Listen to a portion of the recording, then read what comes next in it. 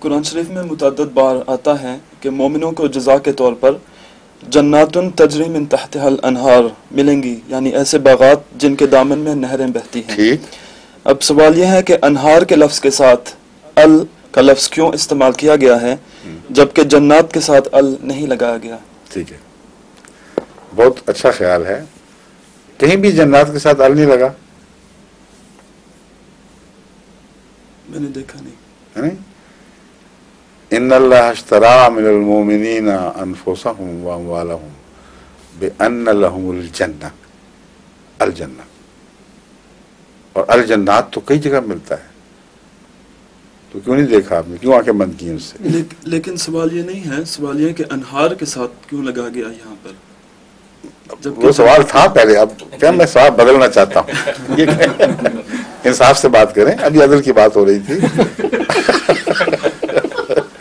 اصل میں یہاں پر جنات کے ساتھ ہو ہی نہیں سکتا میرے خیال میں، کیونکہ ان کے لیے اس لیے تفسیر پوچھ نہیں رہے، تفسیر بتانا چاہتے ہیں. فرمائیے، آپ کو اجازت ہے.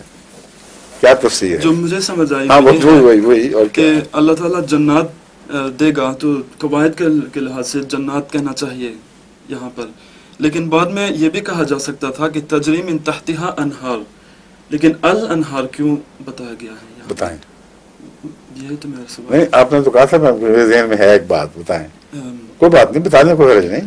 ویسے میں نے ویسے تھوڑے سے اس کی اسٹڈی کی ہے. ٹھیک ہے. تو قرآن شریف میں 4 مرتبہ انہار کا لفظ آتا ہے. ٹھیک. اور صرف 4 دفعہ بغیر ال کے. بغیر ال کے. جی. تو وہ جگہ کہاں ہیں بتائیں. مثلا ایک ہے جعل لهم جنات وانہارا، جنات وانہارا. اچھا. جی. اور 3 اور ہے لیکن وہ یاد نہیں ساری. اچھا. پھر جی. لیکن یہاں پر الانہار کیوں فرمایا، یعنی کہ خاص طور پر؟ میں جو آپ کو اس وقت جواب نہیں دے رہا، اس کا جو میرا جواز ہے وہ آپ نے خود پیش کر دیا ہے. جب قرآن کریم کے مضمون کے متعلق دعویٰ کیا جائے کوئی کہ یہ کیوں ہے اور یہ کیوں نہیں، تو لازم ہے کہ تمام مثالوں کو سامنے رکھ کر پھر غور کر کے جواب دیا جائے. یہ کوئی اتفاقی اچانک پیدا ہونے والا سوال ایسا نہیں جس کا جواب دے دیا جائے.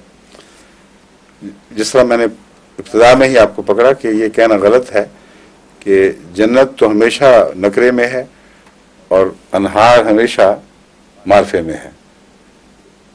ال کے ساتھ لگا ہوا ہے انہار، اور جنات نکرے کی علامت. جنت کا تو مجھے پتا تھا کہ ال آتا ہے، انہار کی مثال انہوں نے خود پیش کر دی کہ وہاں بھی نکرا آیا ہوا ہے.